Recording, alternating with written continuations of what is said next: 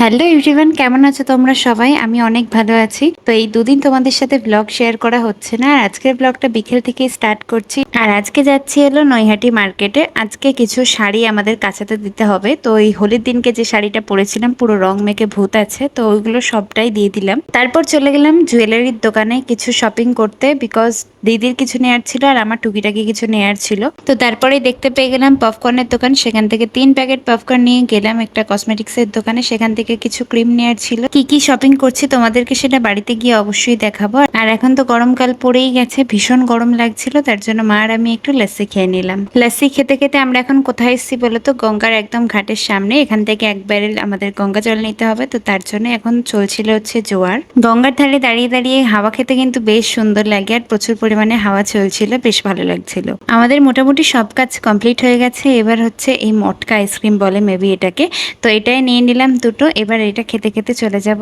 বাড়ি। আর এত ভারী লাগছিল গঙ্গা জলের ব্যারেলটা। যাই হোক, এখন উঠে পড়েছি বাসে, আর তারপর চলে এলাম বাড়িতে। এসেই ভাইয়ের সাথে দেখা হয়ে গেল, দেন এলাম মিয়াও মোড়ে। তো যাই হোক, এটা নিয়ে নিয়েছিলাম, দেন চলে এলাম বাড়িতে। এবার চলো তোমাদেরকে দেখাই কি কি কিনেছি।